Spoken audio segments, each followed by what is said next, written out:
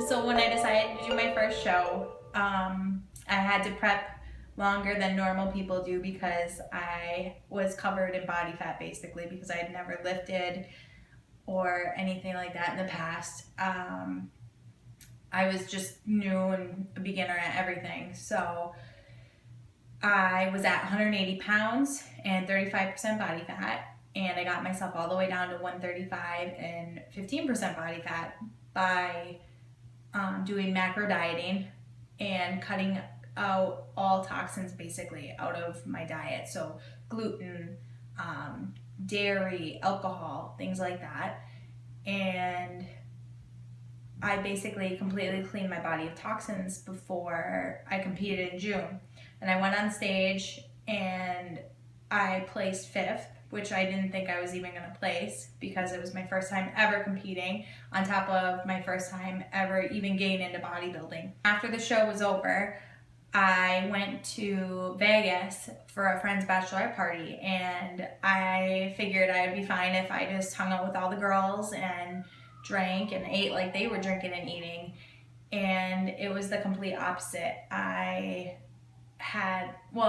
didn't have reactions to it at that time. I didn't know what was going to happen. So I was drinking like vodka sodas and eating chocolates and pizza and stuff like that. And then nothing really happened. My body was starting to retain water, and I wasn't as tight as I was for my first show.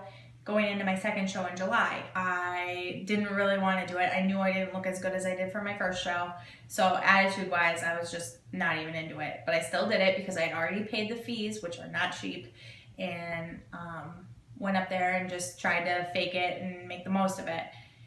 So then I came out of that show, and it was just a downward spiral from there. I continued to eat bad and was still drinking some and stuff like that.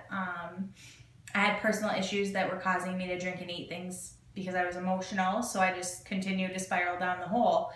But then one night I made myself an adult root beer float or whatever with like the alcoholic Not Your Father's root beer and some vanilla bean ice cream, and I had an attack. I couldn't breathe. I felt like I was going to scratch my skin off, and it just completely was a mess. And I thought maybe it was just I had given myself food allergies because I had cut everything out. Maybe I was just sensitive to those foods. But then the more bad I put in, the worse it got. So I got to the point where I would put in like teeny tiny little like kids bite-size Oreo, a peanut butter Oreo, and just completely my body was just under attack.